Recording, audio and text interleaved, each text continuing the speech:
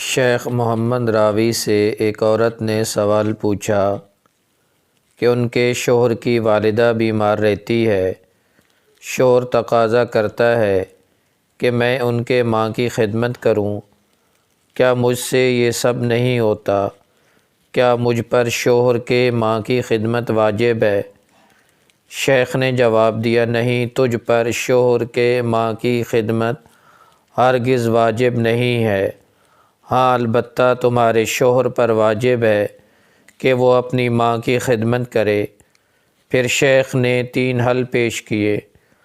پہلا حل، والدہ کو گھر لے کر آئیں اور دن رات آپ کے شوہر اور اس کے بچے اپنی ماں اور دادی کی خدمت کریں، ان پر یہ واجب ہے، یاد رکھیں آپ پر واجب نہیں۔ دوسرا حل، والدہ کو الگ گھر میں رکھیں اور ان کی دیکھ بھال، خدمت و خبرگیری کے لیے وہاں جاتا رہے۔ اگر والدہ یہ تقاضا کرے کہ رات ان کے سرہانے گزارے تو ماں کے پاس رات رکنا ان پر واجب ہے، یاد رکھیں آپ پر واجب نہیں۔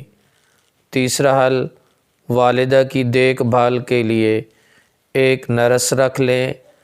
اگر نرس کے لیے تنخواہ دینے میں حرج ہو تو گھر کے اخراجات کم کر کے نرس کی تنخواہ دے۔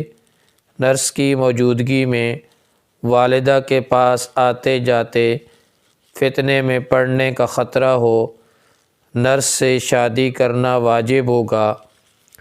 اس طرح وہ 3 نیکیوں کو جمع کرے گا: دوسری شادی کا اجر، ماں کی خدمت کا اجر اور فتنے سے بچنے کا اجر۔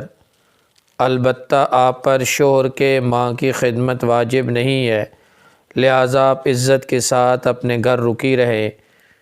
کچھ دیر سوچنے کے بعد عورت بولی، شیخ صاحب، شوہر کی ماں بھی میری ماں جیسی ہے، واجب نہیں تو مستحب صحیح، میں خود اس کی خدمت کروں گی۔